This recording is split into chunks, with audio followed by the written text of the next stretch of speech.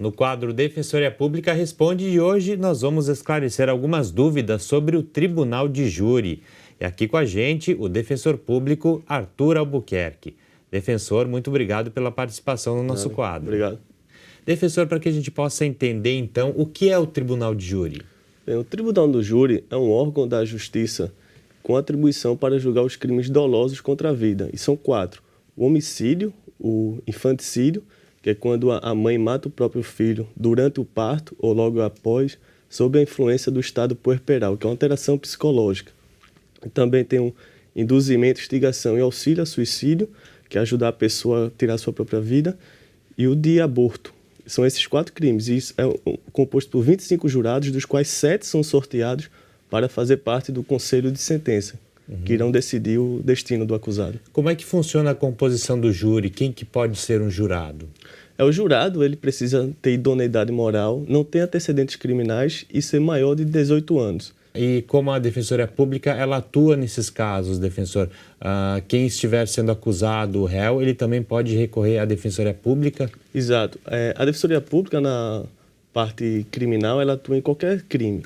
Desde que o acusado, quando ele foi intimado para constituir um advogado de sua confiança, ele restar inerte. Se ele não constituir, o juiz vai encaminhar os autos para a Defensoria Pública patrocinar a defesa do assistido. Uhum. O jurado, por exemplo, a decisão dele, pessoal, ela não é conhecida pelo acusado, por exemplo, né? O voto é sigiloso, né? Quando termina a sessão plenária, os jurados vão para uma sala secreta e eles ficam com a cédula, um escrito sim e um não. E passa 2 caixinhas, em que a primeira caixinha ele coloca o voto, se sim ou não, e a segunda ele descarta. Aí, nessa forma, não tem como saber de que forma o jurado julgou. No sistema antigo, tinha um problema, porque fazia-se a contagem completa. Como são 7, se, por exemplo, o resultado fosse 7-0, o resultado estaria descoberto. Seria descoberto, mas quando a contagem agora em 4 votos, um sentido ou em outro, a contagem é interrompida. Dessa forma, é garantido o sigilo. O réu fica sabendo, então, apenas o resultado final e não como cada jurado votou. Exatamente. Uhum. Qual o papel do juiz de direito, por exemplo, né, no caso do Tribunal de Júri, defensor? Bem, o juiz de direito, ele não julga no Tribunal do Júri. Ele apenas controla e policia a sessão.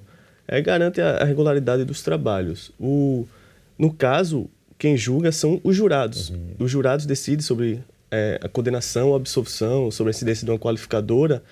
O juiz apenas aplica a pena de acordo com o que foi decidido pelos jurados. O juiz está vinculado ao que é decidido pelos jurados. E a decisão dos jurados ela é soberana, né? Quanto tempo costuma durar um julgamento envolvendo um tribunal de júri? Bem, na comarca de Blumenau, onde eu atuo, o julgamento começa às 9 horas da manhã e geralmente vai até 18 horas, 19 horas. Mas isso depende muito do caso concreto. Nesses casos de grande repercussão, por exemplo, o caso Nardoni, o caso Misael, Suzane von Richthofen, pode durar até 2 dias, 3 dias, e os jurados eles ficam incomunicáveis, né? Que eles não podem se comunicar um com o outro para decidir sobre a questão. E a decisão dos jurados, por exemplo, ela pode ser modificada? Cabe recurso? O réu ele pode entrar com uma ação pedindo recurso com relação à decisão dos jurados? A decisão dos jurados ela é soberana. O que quer dizer isso? Quer dizer que o tribunal não pode mudar o resultado dela. O tribunal pode apenas anular o julgamento se o resultado for manifestamente contrário à prova dos autos. E essa anulação só pode ocorrer uma vez. Uma vez ocorrida a anulação e sendo o acusado submetido a novo julgamento, ocorrendo o mesmo resultado, não há o que fazer, não há o que mudar. A única possibilidade é a hipótese de revisão criminal, que a revisão criminal é possível mudar o resultado em favor do acusado.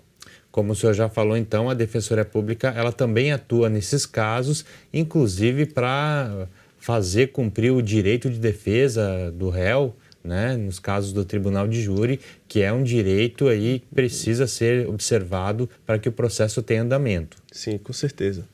O Tribunal do Júri, ele é um direito do cidadão, né?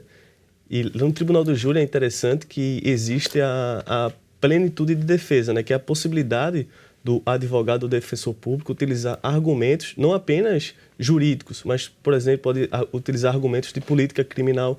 Por exemplo, pode pedir a clemência, o perdão.